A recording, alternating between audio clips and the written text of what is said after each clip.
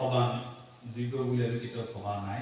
তথাপিও সাধুসকলে যিহেতু আমাক আনিয়াই দিলে বা নিৰ্দেশ কৰিলে, সাধুসকলৰ বাক্য উদাহ্য আপোনালোকৰ বাক্যত আমি বন্দী হৈহে আমি বৈকুণ্ঠৰ শাস্ত্ৰৰ শ্ৰীমদ ভাগৱত শাস্ত্ৰৰ যি গুৰুজনাই পদ কৰিছে এই পদৰ লগত সংগতি ৰাখি বা পদানুসাৰে আপোনালোকৰ আগত আমি আলোচনা ভাগ দি যোৱাৰ এটা চেষ্টা চলোৱা হ'ব। ইয়াতে অনাকাংক্ষিতভাৱে অজানিতে অনেক পঢ়া তথা ভুল ভ্ৰান্তি হ'ব পাৰে। আমি অনুষ্ঠানৰ আৰম্ভণিতেই আপোনালোকৰ শ্ৰীচৰণত আমি কৰদৰে সেৱা ধৰিছোঁ। আপোনালোকে নিজৰে দাস, নিজৰে সেৱক, নিজৰে ভৃত্য বুলি বিবেচনা কৰি আপোনালোকৰ চৰণ তলত যেন আমাক খাই দিয়ে, তাৰে আপোনালোকৰ শ্ৰীচৰণত প্ৰাৰ্থনা। গুৰুসকল, এই ভাগৱত শাস্ত্ৰৰ সন্মুখত আমি একেবাৰে বালি চাহিৰ সমানো আমি যোগ্য নহয়। গুৰুজনাই ভাগৱতৰ এঠাইত নিজেই লিখিছে, গুৰুজনাই পদ কৈছে সাগৰক জোখে যেন বাৰী ধৰি কৰে, বালকে চন্দ্ৰক যেন হাত মেলি ধৰে, গৰুৰক দেখি যেন আন পক্ষী উৰে, আমাকো পাইলেক এহি তিলি পতন কৰে। যেনেকৈ সাগৰৰ গভীৰতা এডাল চৌবাৰীৰ সহায়ত জুখিব যোৱাটো এটা মহা মূৰ্খামি, বাওনা হৈ স্বৰ্গ জোনবেলি তৰা ছিঙিব যোৱাটো, ঢুকি পাব বিচৰাটো এটা অলিক কল্পনা মাথো। আৰু গৰুৰ পক্ষী দেখি যদি টিপচীও ভাবে ময়ো গৰুৰ সমান উচ্চতাত গৰুৰ সমানেই উৰিম বুলি ভাবে, তেতিয়াহ'লে এয়া টিপচীৰ পক্ষে হানিকাৰক। এতিয়া গুৰুসকল, আমাৰ এই তিনিটা পতন্তৰ উদাহৰণ আমাৰ ক্ষেত্ৰতেই থাকে। আমিও সেই গৌৰৱ দেখি টিপচীয়ে উৰিব যত্ন কৰাৰ নিচিনাই হৈছে। গতিকে ইয়াতে হয়তো বহা দুটা হ'ব পাৰে। আপোনালোকে আমাৰ এই দৃষ্টতাক ক্ষমা কৰিব বুলি আপোনালোকৰ শ্ৰীচৰণ আমি সেৱা কৰি পাৰোঁ। গুৰুসকল, এটা কথা সত্য যে কলি যুগত ভাগৱতৰ শ্ৰৱণ কীৰ্তনেই হৈছে সংসাৰ ধৰণৰ একমাত্ৰ উপায়। এঠাইত লিখিছে কিম শ্ৰুতৈ বহুবি শাস্ত্ৰই ভমাৱহৈ একং শাস্ত্ৰং ভাগৱতং মুক্তি দানেন গজ্জতি। কৈছে কিম শ্ৰুতৈ বহুবি শাস্ত্ৰ, বহু শাস্ত্ৰ কিয় শুনিব লাগে? বহু শাস্ত্ৰ শুনিলে কি হয়? ভ্ৰমাৱহৈ, মনত ভ্ৰমৰ সৃষ্টি কৰে। একং ভাগৱতং শাস্ত্ৰং মুক্তি দানেন গজ্জতি। যদি সংসাৰৰ পৰা মুক্তি লাভৰ ইচ্ছা আছে বা সেইটোৱে যদি আমাৰ একমাত্ৰ উদ্দেশ্য হয়, তেতিয়াহ'লে আপোনালোকে ভাগৱত শুনক বুলি কৈছে।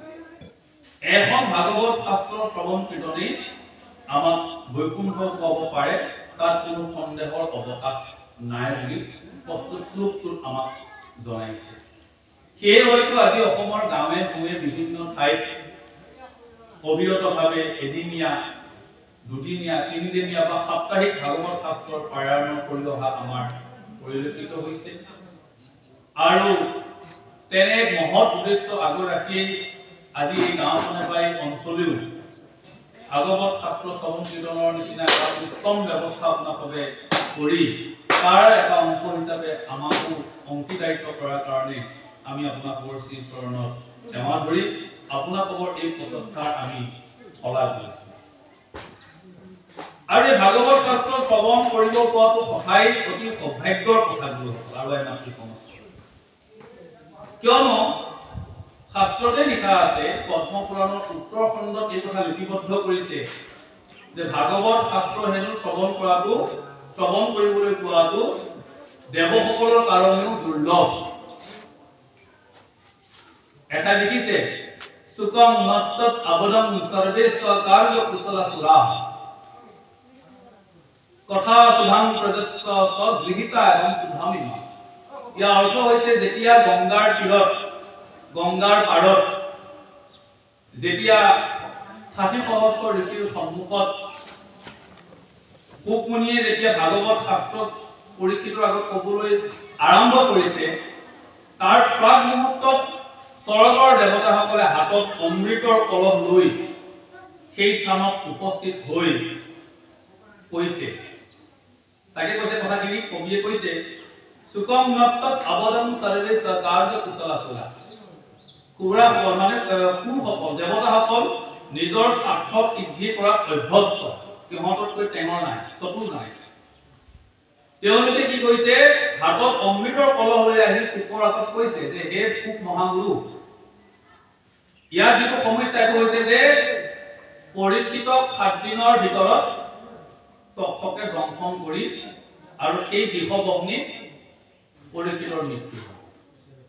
এটা পৰীক্ষিতক অমৰত্বহে লাগে, পৰীক্ষিতে মৃত্যু লৈ ভয় খাইছে, তেতিয়াহ'লে আমি অমৰত্ব হোৱাৰ এটা উপায় আনিছো। এয়া অমৃতৰ কলা কথা কলহ আপোনালোকৰ আগত কলো, আপোনাৰ সন্মুখত কলো, অমৃত পান কৰাওক, পৰীক্ষিত অমৰ হ'ব। বিনিময় এবং বিনিময় যাতে সুধা রাজা প্রত্যেতাম প্রকাশ্যামি বয়ম সর্বে হে শ্রীমৎ ভাগবত অমৃতম। আমি বিনিময় করি, আধা বছর পূর্বার নিচিনা আমি বিনিময় করি, এই অমৃতৰ কলহ দিলো, বিনিময়ত আপুনি আমাক ভাগৱত শুনাব। আমি ভাগৱতৰ লগত অমৃত আমি বিনিময় কৰিব আহিছো,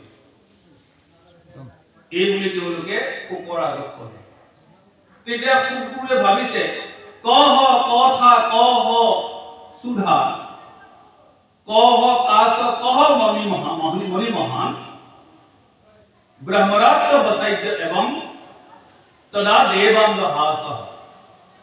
পোকবোৰে মনতে ভাবিছে কহ কথা কহ সুধা, ক'ত কৃষ্ণ কথা আৰু ক'ত স্বৰ্গৰ অমৃত। দুইটা অমৃতে, কৃষ্ণ কথা অমৃত আৰু স্বৰ্গৰ সেই অমৃত, দুইটা অমৃতে। কিন্তু দুইটা অমৃত হলেও কৈছে, তেতিয়া ভাবিছে ক'ত কৃষ্ণ কথা আৰু ক'ত স্বৰ্গৰ অমৃত, ক'ত এটুকুৰা কাঁচ গ্লাস আৰু ক'ত এটুকুৰা মণি মুক্তা। মণি মুকুতাৰ লগত কিবা গ্লাছৰ টুকুৰা এটা কিবা মানে তুলনা হয় নেকি? তদ্ৰূপ ভাগৱতৰ লগত স্বৰ্গৰ অমৃতৰ কোনো পধ্যেই মানে তুলনাৰ যোগ্য নহয়। ব্ৰহ্মৰাত্ৰ বেচাইজ্য এবং সেইকাৰণে মানে পোক ব্ৰহ্মৰাত্ৰই কি কৰিলে, বিচাৰ বিবেচনা কৰি দেৱসকলক হানি উৰুৱাই দিলে, তথা দেৱাঞ্জ হাস। অভক্তায় অংশ সব ন দদৌ সকথামৃতম তস্মাৎ ভাগৱতী কথা শ্ৰুণামপি সুদুৰ্লভা। অভক্তায় অংশ সব, দেৱসকল অভক্তৰ অংশ, দেৱসকল একান্ত নহয়, একান্ত ভকত হ'ব নোৱাৰে তেওঁলোক। এই কথা জানি কি কৰিলে, তেওঁলোকক ভাগৱত কথা নুশুনালে, নাম নকৰিলে। সেইকাৰণে শ্ৰীমদ ভাগৱতী কথা, ভাগৱতৰ কথা, ভাগৱতৰ শ্ৰৱণ কৰিব পোৱাটো সুৰনাম অতি সুদুৰ্লভা, দেৱতাসকলৰ কাৰণেও অত্যন্ত দুৰ্লভ বুলি কৈছে। গতিকে দেৱসকলেও যি ভাগৱতৰ কথা শ্ৰৱণ কৰিবৰ কাৰণে, পান কৰিবৰ কাৰণে অত্যন্ত চতুৰালি কৰিও ভাগৱতৰ কথা শ্ৰৱণ কৰিবলৈ নাপালে, আৰু সেই অৱসৰ, সেই সুযোগ আজি আমি কলি যুগৰ লোকসকলে পাইছো, অতি সহজে পাইছো। সেইকাৰণে আমি আপোনালোকক ধন্যবাদ দিছো যে আপোনালোকে আজি এই অনুষ্ঠানত ভাগৱতৰ কথা শ্ৰৱণ কীৰ্তন কৰিবলৈ আহি দেৱতাসকলৰ কাৰণে যিটো দুৰ্লভ, সেই দুৰ্লভ সুযোগৰ আপোনালোকে সদ্ব্যৱহাৰ কৰিছে। আপোনালোকৰ চৰণ আমি ভক্তি ভৰা সেৱা প্ৰণিপাত জনাই আজিৰ যি বিষয়, পাঠৰ যে আলোচ্য বিষয়, এই বিষয়বস্তুলৈ আমি আগবাঢ়িব বিচাৰিছো। গুৰুসকল, আপোনালোকৰ নিৰ্দেশ অনুসৰি আজি আমি ভাগৱতৰ আলোচনাৰ বিষয়বস্তু হিচাপে দ্বিতীয় স্কন্ধৰ ভাগৱত মহাধৰ্মৰ এই অধ্যায়টো আমি আজি আৰম্ভ কৰিছো। ইতিমধ্যে আমাৰ আচাৰ্য গুৰুজনাই কেইবাটাও পদ আপোনালোকৰ আগত কীৰ্তন কৰি পাঠ কৰি শুনালে। আমি সেই বাপজনাই যি কীৰ্তন কৰিলে, এই পদৰহে আমি এটা সৰল ভাৱানুবাদ আপোনালোকৰ আগত প্ৰকাশ কৰিবৰ কাৰণে চেষ্টা চলাম। গুৰুসকল প্ৰথমতে কৈছে জয় জয় কৃষ্ণ যাৰ স্মৰণ মংগল, জাগ যোগা দিলো হৰিনাম মহাফল। এইটোৱে ভাগৱত মহাধৰ্ম। প্ৰথম পদতে গুৰুজনাই ইয়াৰ বিষয়বস্তুৰ এটা আমাক ইংগিত প্ৰদান কৰিছে। প্ৰথমতে কেইজন প্ৰভু ভগৱন্ত পুৰুষৰ জয়গান গাইছে গুৰুজনাই, ভগৱন্ত ঈশ্বৰ কৃষ্ণৰ জয়গান গাইছে, যাৰ স্মৰণ মাত্ৰকে সমস্ত জীৱকুলৰ উদ্ধাৰ হৈ গৈছে, মংগল হয় বুলি কৈছে।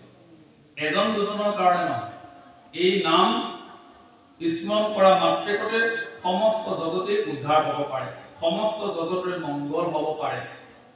কেৱল পুণ্যৱন্ত লোকসকলে নহয়, মহাপাপী অধম জাতিও যদি এই নামক কৃষ্ণ নামক যদি স্মৰণ কৰে, সেই সকলো মহামংগল সাধন হ'ব পাৰে বুলি কৈছে। ব্ৰহ্মবধি পিতৃবধি যদি পিতৃ মাতৃবধি পাপী অনেক, কুকুৰকো খাই হেন মিলচকনে কিয় শুদ্ধ হৈ হৰি কীৰ্তনে। এয়া শাস্ত্ৰতেই লিপিবদ্ধ কৰিছে গুৰুজনাই। কি মহাপাপী অধম জাতি হওক, তথাপিও এই কৃষ্ণ নামক যদি স্মৰণ কৰে, সাৰোগত কৰে, কৃষ্ণ নামক যদি শৰণ লয়, তেতিয়াহ'লে তেনে মহাপাপী অধম জাতি অন্ত জাতি হ'লেও তেওঁ মহাশুদ্ধ হৈ পবিত্ৰ হ'ব পাৰে বুলি আমাক শাস্ত্ৰই সিদ্ধান্ত দিছে। আকৌ কৈছে এই হৰিনাম হেনো, এই কৃষ্ণ নাম হেনো জাপ যোগ আদি বৈদিক কৰ্মৰো মহাফল দিওঁতা এই হৰিনামেহে কৈছে। কিয় জানেনে গুৰুসকল? গুৰুজনে ক'ত কৈছে? মন্ত্ৰ তন্ত্ৰ আৰু দ্ৰব্য অনেক দেশ কালৰ পাত্ৰ ছিদ্ৰ যতে পূৰ্ণমিহি যত যজ্ঞৰ অংগ হৰিনামেহে কৰে সবাকে সকাম। আপুনি মই এটা আড়ম্বৰপূৰ্ণভাৱে এটা যজ্ঞ আৰম্ভ কৰিছো। এই যজ্ঞত আমি যি মন্ত্ৰ তন্ত্ৰ বা যিখিনি আমি ব্যৱস্থা কৰিম, ইয়াত হয়তো বহুতো ছিদ্ৰ হৈ যাব পাৰে। দেশ কাল পাত্ৰ প্ৰধানতঃ এই তিনি প্ৰকাৰৰ ছিদ্ৰ, দেশ কাল পাত্ৰ এই তিনি প্ৰকাৰৰ ছিদ্ৰ হৈ যাব পাৰে। সেইকাৰণে যজ্ঞ এটা কেতিয়াও পূৰ্ণাংগ নহয়। যেতিয়ালৈকে যজ্ঞ এটাত ঈশ্বৰৰ নাম উচ্চাৰণ কৰা নাযায়, তেতিয়ালৈকে এই যজ্ঞটো সকাংগ নহয় বুলি গুৰুজনাই কৈছে। হৰি নামেহে কৰে সবাকে সকাংগ। পূৰ্ণমিহি যত যজ্ঞৰ অংগ, যজ্ঞৰ অংগ কেতিয়াও পূৰ্ণাংগ নহয় যেতিয়ালৈকে তাত নাম ঢালি দিয়া নাযায়। সেইকাৰণে গুৰুজনাই, মাধৱ গুৰুজনাই ঘোষাত স্পষ্ট সিদ্ধান্তই দিছে, যত উগ্ৰ তপ জ্ঞান গুণ জাগ যুগ যজ্ঞ দান পুণ্য কিবা প্ৰয়োজন সাধিলেক তাসম্বা কৃষ্ণ জগতৰ গুৰুনিষ্ঠ মুখ্য সুখপৰ দেৱইষ্ট তাহাৰ চৰণে ভকতি নাহিকে যায়।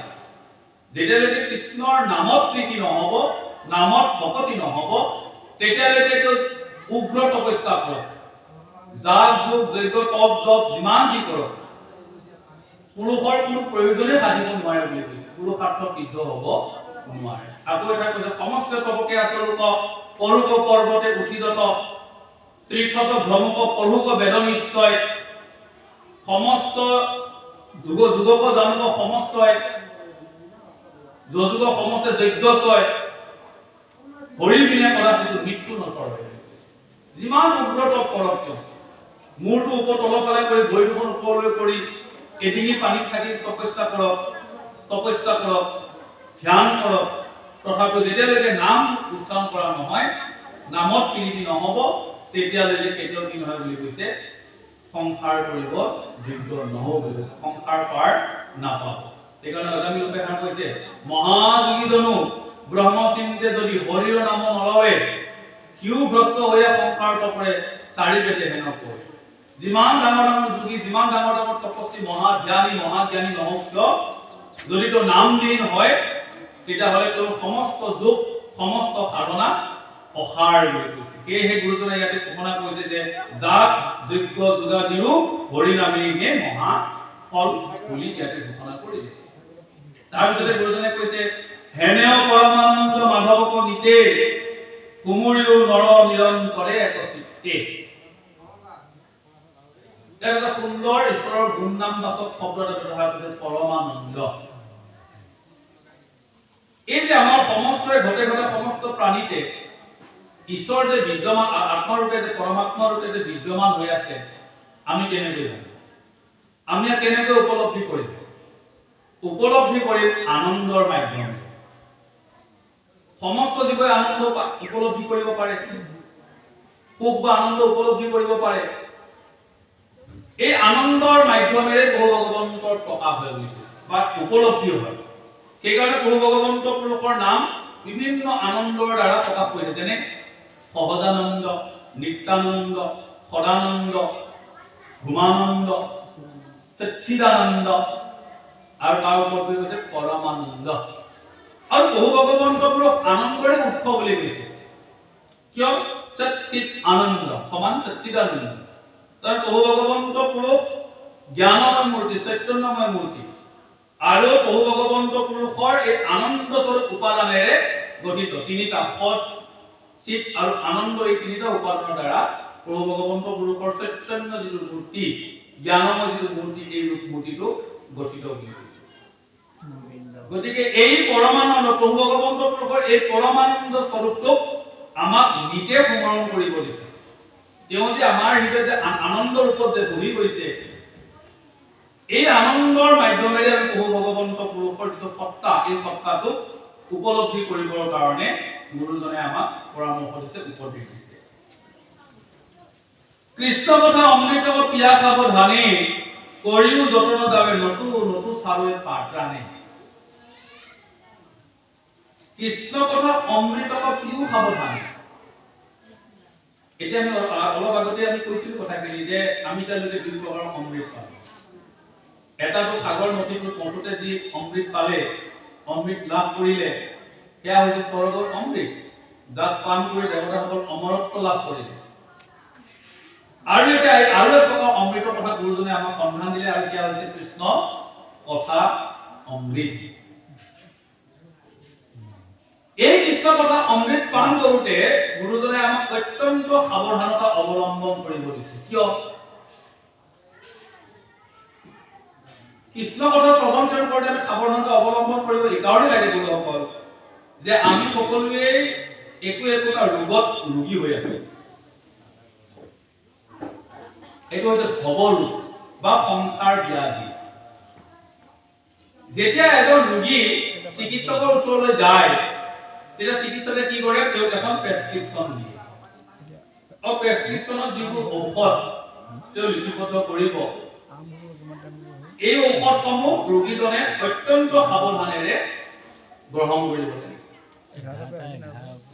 ভাত খোৱাৰ আহাৰৰ আগত নে পাছত কিমান পৰিমাণৰ কিমান সময়ত সঠিকভাৱে ৰোগীজনে যদি পালন কৰে তেতিয়াহ'লে ৰোগীজনে সেই নিৰ্দিষ্ট বেমাৰটোৰ পৰা উপশম পাব কিন্তু যদি অসাৱধান বশতঃ ঔষধৰ যদি নীতি নিয়ম নমনাকৈ যদি তেওঁ অসাৱধানে যদি ঔষধ পান কৰে তেতিয়াহ'লে হয়তো সেই ঔষধে তেওঁ সুফল সেই ঔষধৰ পৰা সুফল লাভ নকৰিব তদ্ৰুপ আমিও তাকে ভৱৰূপত সংসাৰ ব্যাধিত আমি আক্ৰান্ত হৈ আছো এই ব্যাধিটোৰ মূল ঔষধটোৱে হৈছে ভৱৰোগ নিবাৰণৰ মূল ঔষধটোৱে হৈছে কৃষ্ণৰ নাম যদি আমি ভৱৰোগৰ পৰা সংসাৰ ব্যাধিৰ পৰা যদি আমি উপশম পাব বিচাৰো তেতিয়াহ'লে আমি এই কৃষ্ণ কথা অত্যন্ত সাৱধানেৰে আমি পান কৰিব লাগিব যদি আমি কৃষ্ণ কথা পান কৰা সময়ত শ্ৰৱণ কীৰ্তন কৰাৰ সময়ত যদি অন্যমনস্ক হৈ যাওঁ তেতিয়াহ'লে নামৰ যি সুফল এই নামৰ সুফল আমি লাভ কৰিবলৈ সক্ষম নহওঁ অন্যহাতে গুৰুজনে আৰু এটা আমাক সাৱধান কৰি দিছে নামক কীৰ্তন কৰন্তে আনে আনমন কৰি কোনে কানে যদি কোনোবাই নাম কীৰ্তন কৰি আছে তাত আমি উপস্থিত সহযোগিতা কৰিব পাৰো যদি আমি আনমনা হৈ যাওঁ তেতিয়াহ'লে এই নামৰ পৰা আমাৰ কি হ'ব বুলি কৈছে নাম অপৰাধ সিদ্ধ হ'ব সেয়েহে আমি কৃষ্ণ কথা শ্ৰৱণ কীৰ্তন কৰাৰ সময়ত আমি অত্যন্ত সাৱধান হ'ব লাগে বুলি কৈছে আৰু এই কৃষ্ণ কথা অমৃত বা হৰি সেৱা কৃষ্ণ কথা অমৃত তেতিয়ালৈকে আমাক পান কৰিব দিছে যেতিয়ালৈকে আমাৰ দেহত প্ৰাণ থাকে যেতিয়ালৈকে আমাৰ দেহত প্ৰাণ থাকিব তেতিয়ালৈকে আমি কৃষ্ণ কথা অমৃত বা হৰি সেৱাত আমি ত্যাগ কৰিব নালাগে আমি মৃত্যু পৰ্যন্ত আমাৰ শেষ নিশ্বাসটো পৰ্যন্ত আমি এই নামক আমি জপ কৰিব লাগিব নামক আমি চিন্তন কৰিব লাগিব ঘোৰ কলিযুগে মলমতি মনুষ্যৰ নাহি আন ধৰ্ম হৰি কীৰ্তনত কৰ এই ঘোৰ কলিযুগত আমি সকলোৱে এটা মলমতি মনুষ্য নাৰদত কৈছে পাপ নকৰমতা আৰু নাহি একো এই কলিযুগত হেনো পাপ কাৰ্যত লিপ্ত নোহোৱা মানুহ হেনো নাথাকিবই বুলি কৈছে সকলোৱে কোনোবা প্ৰকাৰে হলেও এটা নহয় এটা ভুল কৰিবই কলিৰ প্ৰভাৱত দুষ্ট কলিৰ প্ৰভাৱত এটা নহয় এটা ভুল কৰিবই এটা নহয় এটা অখাদ্য খাবই দুষ্টক চাবই নকৰা কৰিবই বুজোৱাক যাবই অৰ্থাৎ কলিযুগত পাপ কাৰ্যত লিপ্ত নোহোৱা নাথাকিব বুলি কৈছে গতিকে আমি সেইফালৰ পৰা আমি কি হৈ যাম মলমতি হৈ যাম এই মলমতি মনুষ্যসকল কেনেকুৱা হ'ব কলিযুগত বুলি কৈছে বিৰাট তপস্বী দৰে হ'ব। বিৰাট মানে মেকুৰী। মেকুৰীয়ে এপাচি ভজা মাছ আগত ৰাখি ব্ৰত পালন কৰাৰ দৰে হ'ব কলিযুগত। এজনী মেকুৰীয়ে বা এটা মেকুৰীয়ে এপাচি ভজা মাছ আগত ৰাখি কেতিয়াও ব্ৰত সুচৰভাৱে পালন কৰিব নোৱাৰে। তাৰ মানে অৰ্থটো কি যে কলিযুগত মানুহবোৰ অত্যন্ত লুভিয়াই হ'ব। সন্মুখত কুসাধু বিষয়, গতিকে কুসাধু বিষয়ক ত্যাগ কৰি মানুহে কেতিয়াও এনেকুৱা সাধু সংগত থাকি ঈশ্বৰৰ গুণানুকীৰ্তন কৰিবলৈ কষ্ট পাব, এইখিনি ধৈৰ্য নাথাকে। তেতিয়াহ'লে ইয়াতে যদি আমাৰ এটি ইমান সহজ কৰ্মটোতে যদি আমাৰ ধৈৰ্য নাথাকে, তেতিয়াহ'লে ভাবক বেদৰ অন্যান্য কৰ্মবোৰ তপ জপ যাগ যজ্ঞ পূজা পাতল কৰিবৰ কাৰণে আমাৰ কলিযুগৰ মনমতি লোকসকলৰ কিবা ধৈৰ্য সহ্য থাকিবনে বাৰু? নাথাকিব বুলি কৈছে। আমি অন্যান্য কৰ্মৰ কাৰণে আমি এটা যোগ্য হৈ থকা নাই।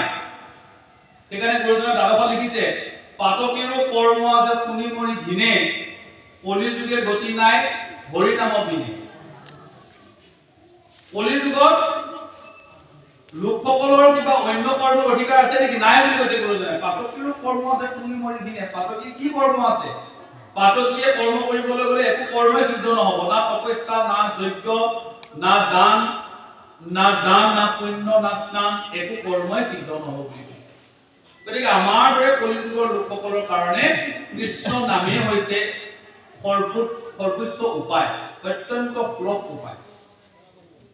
গতিকে কলিযুগে গতি নাই কৃষ্ণ নাম বিনে। কলিযুগত কৃষ্ণ নামত শৰণ লোৱাৰ বাহিৰে, নাম জপ কৰাৰ বাহিৰে, নামত শৰণ লোৱাৰ বাহিৰে অন্য উপায়ে কলিযুগত লোকসকলে গতি মুকুতি সাধন কৰিব নোৱাৰিব বুলি কৈছে। সেইকাৰণে কৈছে নাহি আনো ধৰ্ম হৰি কীৰ্তনত কৰে। কলিযুগত হৰি নাম ধৰ্মৰ বাহিৰে, নাম ধৰ্মৰ বাহিৰে অন্য প্ৰকাৰে কোনো কাৰণতে কোনো উপায়েৰে কলিযুগৰ লোকসকলে গতি মুকুতি সাধন কৰিব নোৱাৰে। শৰীৰত আছে কলিকৃত যত দুখ, গুচুক প্ৰথমে কৰা হৰি হৰি দুখ। এতিয়া গুৰুসকল দুষ্ট কলিৰ প্ৰভাৱত পৰি আমি লোকসকল কি হল বুলি কৈছে দুখিত হল, প্ৰদূষিত হৈছে, আমাৰ মতিবোৰ মলমতি হৈছে। তাৰমানে আমাৰ মানৱ শৰীৰটো এটা অপবিত্ৰ হৈছে। এই পাত্ৰটো কলিৰ স্পৰ্শত আমি অপবিত্ৰ হল। যেনেকৈ এটা অপবিত্ৰ পাত্ৰত অমৃত ৰাখিলেও সেই অমৃতে নিজৰ গুণ হেৰুৱাব। এটা বিষৰ পাত্ৰত, এটা ফেনাইলৰ পাত্ৰত যদি মানে গাখীৰ ৰখা যায়, গাখীৰে নিজস্বতা হেৰুৱাই ফেনাইলৰ গুণটোহে গ্ৰহণ কৰিবলৈ বাধ্য হ'ব। তদ্ৰূপ আমি এতিয়া কি হৈছো, দুষ্ট কলিৰ প্ৰভাৱত পৰি আমি এতিয়া মলমতি হলো। তাৰমানে আমাৰ পাত্ৰটো, আমাৰ মনুষ্য শৰীৰৰূপী যিটো পাত্ৰ, এই পাত্ৰটো লেতেৰা হয়। এই পাত্ৰত আমি ভাল কাম কৰিবলৈ যত্ন কৰিলেও বহু ক্ষেত্ৰত নিষ্ফল হ'ব। সেইকাৰণে আমি কি কৰিব লাগিব, আমি আত্মশুদ্ধি কৰিব লাগিব। তাৰমানে আমাৰ যিটো পবিত্ৰ শৰীৰটো আমি পবিত্ৰ কৰিব লাগিব। কেনেকৈ কৰিব লাগিব? নামেৰে। সেইকাৰণে কৈছে শৰীৰত আছে কলিকৃত যত দুখ, গুচুক প্ৰথমে কৰা হৰি হৰি দুখ। এই শৰীৰৰূপী পাত্ৰটোক পৰিষ্কাৰ কৰিবৰ কাৰণে হৰিনাম নামৰ চাবোন টুকুৰাহে ব্যৱহাৰ কৰিব লাগিব। অন্য চাবোনেৰে লাজ ভিবেল পুজিয়ে আমাক অন্তৰাত্মাক শুদ্ধ কৰিব নোৱাৰে। বাহিৰৰ মনখিনি দূৰ কৰিব পাৰিব, কিন্তু আমাৰ যিটো ভিতৰৰ যিখিনি মন, চিত্ত, বুদ্ধি, হৃদয়, ইয়াক শুদ্ধি কৰিব নোৱাৰে। ইয়াক শুদ্ধি কৰিব লাগিব কেৱল কৃষ্ণ নামৰ চাবোন টুকুৰাই।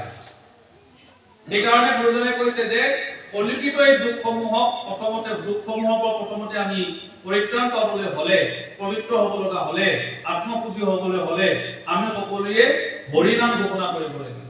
হৰিনাম ঘোষণাৰ দ্বাৰাই আমি প্ৰথমতে আত্মশুদ্ধি হ'ব লাগিব। কৃষ্ণৰ চৰণে কৰি অশেষ প্ৰণতি, অচ্যুতৰ কিংকৰ শংকৰ জীৱনতি। এই কথাখিনি জগতগুৰু শ্ৰীমন্ত শংকৰদেৱে লোকজগতক বা আমাৰ সকলোক কৈ আছে এই কথাখিনি আৰু তেওঁ নিজকে অচ্যুতৰ কিংকৰ মানে ভগৱন্তৰ সেৱক দাস হিচাপে তেওঁ নিজক পৰিচয় আগবঢ়াইছে তাৰমানে তেওঁ দাস্যভাৱত থাকি কথাখিনি কৈছে অৰ্থাৎ এই কথাখিনি আমাৰ এটা সুন্দৰ বাৰ্তা যে আমি দাস্য ভাৱাপন্ন হৈহে আমি হৰি ভকতিৰ পথত আমি আগবাঢ়িব লাগিব আমি আমাৰ পৰিচয় হ'ল যে আমি কৃষ্ণৰ দাস আমি সেৱক আৰু কৃষ্ণ হৈছে আমাৰ স্বামী আমাৰ গৰাকী এই ভাৱাপন্ন ভাৱেহে আমি ঈশ্বৰৰ ভক্তিত যিডাল জখলা ঈশ্বৰ ভক্তিৰ জখলালৈ আমি আৰোহণ কৰিব লাগিব কৃষ্ণ কৃষ্ণ কৃষ্ণ হেৰা ধন্য দৰ প্ৰতিমতি উত্তম তোমাৰ বুজিলা যিটো কথা সংসাৰতে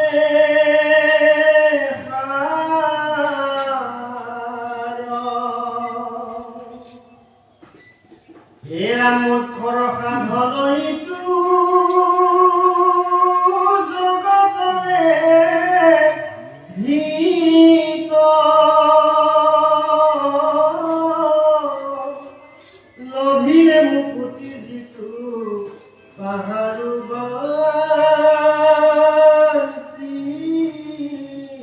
কৃষ্ণ কৃষ্ণ কৃষ্ণ গুৰুসকল ইয়াৰ পিছতেই গুৰুজনাই দ্বিতীয় স্কন্ধৰ যি বিষয় মূল বিষয় এই মূল বিষয় আমাৰ সন্মুখত দাঙি ধৰিছে কৈছে যে দ্বিতীয় স্কন্ধৰ কথা শুনিও উৎসুকে নিপতিৰ প্ৰশ্ন পাছে শুনি মুনি সুখে কৃষ্ণপদ পংকজক হৃদয়ত ধৰি দিলন্ত সিদ্ধান্ত কাংক সাধুৰ বালক এতিয়া গুৰুসকল দ্বিতীয় স্কন্ধৰ এই বিষয়খিনি আমাক খুব সাৱধানেৰে উৎসুকতাৰে আমাক শুনিবৰ কাৰণে গুৰুজনাই উপদেশ দিছে পৰামৰ্শ দিছে আৰু এই কথাখিনি আৰম্ভ কৰিছে শুকদেৱৰ দ্বাৰা ইতিমধ্যে কৈছে নিপতিৰ প্ৰশ্ন পাছে শুনি মুনি সুখে প্ৰথম স্কন্ধৰ শেষৰ ফালে পৰীক্ষিতে কেইটামান গুৰুত্বপূৰ্ণ প্ৰশ্ন খুব মহাগুৰুৰ সন্মুখত ৰাখিছে অত্যন্ত গুৰুত্বপূৰ্ণ কেইটামান শব্দ মানে প্ৰশ্ন ৰাখিছে যিহেতু প্ৰথম স্কন্ধৰ শেষৰ ফালে খুব আৰু পৰীক্ষিতৰ মিলন হৈছে আৰু খুব পৰীক্ষিতৰ মিলনৰ সময়ত পৰীক্ষিতে খুব মহাগুৰুৰ সন্মুখত গোটেই সমস্ত জীৱ জগতৰ কাৰণে অত্যন্ত প্ৰয়োজনীয় মূল্যৱান কেইটামান প্ৰশ্ন অৱতাৰণা কৰিছে প্ৰশ্নখিনি এনেকুৱা আছিল কোকে কৈছে পৰীক্ষিতে কৈছে ভিতৰ সন্ততি মৰুমুখ মূৰ বুলি ত্ৰিজগত প্ৰতি তোমাক দেখিয়া জীৱন্ত জানিল অধমুখ মুখগতি কি বুলি কৈছে ভিতৰ সন্ততি মৰুমুখ মূৰ বুলি ত্ৰিজগত প্ৰতি তোমাক দেখিয়া জীৱন্ত জানিল অধমুখ মুখগতি পৰীক্ষিতে কৈছে যে হে মহাগুৰু মোৰ ওচৰতে মোৰ সন্মুখতে অন্তকালে মোৰ সন্মুখত আপোনাক মই দৰ্শন পালো আচলতে আপোনাৰ পৰা এজন মহাগুৰুক দৰ্শন পোৱাৰ পুণ্যকণ মোৰ নাই এটাই মোৰ পৰিচয় বা এটাই মোৰ গুণ হেতু কি যে ভিত্তৰ সন্ততি মই তোমাৰ দাস তোমাৰ ভকতৰ নাতি বা ভকতৰ সন্তান এটোৱে মোৰ মহাগুণ আৰু বেলেগ একো গুণ নাই আজিলৈকে না মই আপোনাক ভালকে বুজিছো না মই আপোনাক ভালকে বুজিছো না মই ভালকে আপোনাক জানিব পাৰিছো মোৰ তেনেকুৱা গুণ শক্তিও তেনেকুৱা নাই জ্ঞানো নাই কৰ্মও নাই কিন্তু এটাই মোৰ মহামূল্যৱান মানে চিনাকি হেতুৱে যে মই সেই তোমাৰ ভক্ত তোমাৰ মহাভক্ত অৰ্জুন আৰু যুধিষ্ঠিৰৰ দৰে মহাভক্তৰ মই নাতি পুতি বা সন্ততি আৰু এইটো কথাতে আপুনি লক্ষ্য কৰি যে ভিতৰ মোৰ ভকতৰ সন্তানে এতিয়া মৰিব মোৰ ভকতৰ সন্তানৰ এতিয়া গতি সাধন নহব মুক্তি নহব এই কথাটোকে আপুনি চিন্তা কৰি ভগৱন্তই চিন্তা কৰি তোমাৰ দৰে মহাগুৰুক মোৰ সন্মুখত আজি পঠিয়াই দিলে মোৰ ওচৰলৈ পঠিয়াই দিলে কৈছে দেৱৰ দুৰ্লভ ততু দৰ্শন অন্তকালে পাইলো আমি নাহি আনো হেতু কৃষ্ণৰ একে কৃপা কিনো ভিত্ৰ প্ৰিয় স্বামী যে তোমাৰ দৰ্শন দেৱতাসকলৰ কাৰণেও দুৰ্লভ কিন্তু মই আজি এক মুহূৰ্তত দেখা পালো দেৱতাও তোমাৰ দৰ্শন নাপায় প্ৰথম স্কন্ধৰ শেষৰফালে কৈছে গুৰুসকল কি বুলি কৈছে যে খুব মহাগুৰুৱে এঘৰ গৃহস্থৰ ঘৰত কিমান সময় কথা বুলি কৈছে বা এজন ব্যক্তিৰ লগত কিমান সময় কথা পাতে এজনী গাই দহন কৰিলে যিমান সময় লাগে কিমান সময়হে তো মানুহৰ লগত কথা পাতে তাতকৈ অধিক সময় খুব গুৰু কোনেও লগ নাপায় গতিকে তেনেকুৱা এজন দেৱৰো দুৰ্লভ মহাগুৰু আজি মোৰ সন্মুখত মই পালো মই জানিছো এয়া কেৱল কৃষ্ণৰে কৃপা কৃষ্ণৰ কৃপা হোৱাৰ কাৰণেহে মই তোমাৰ দৰে এজন মহাভক্তৰ মহাগুৰুৰ মই দৰ্শন পালো গতিকে এই যিটো সুবৰ্ণ সুযোগ মই কেতিয়াও এই সুবৰ্ণ সুযোগটো মই হেৰুৱাব নিবিচাৰো মই তোমাৰ ওচৰত এটা মোৰ কেইটামান সংশয় মোৰ কেইটামান প্ৰশ্ন তোমাৰ সন্মুখত মই ৰাখিব বিচাৰিছো সেয়া কি যে কৈছে মৰণ সময় তোমাৰ চৰণে কুসুম প্ৰভু সম্প্ৰত মৃয়মান নৰে সদায় কি কৰ্ম কৰিতে এইটো লোক মৃত্যুৰ সময়ত মই তোমাৰ ওচৰত এটা কথা জানিব বিচাৰো যে এই জগতত মৃয়মান মোৰ মৃয়মান লোকে কি কৰ্ম কৰিলে গতি মুক্তি সাধন হ'ব পৰম গতি লাভ হ'ব আপুনি মোক এই প্ৰশ্নটোৰ কথা আপুনি মোক জনাওক এইটো সংশয় আপুনি মোক চেক কৰি দিয়ক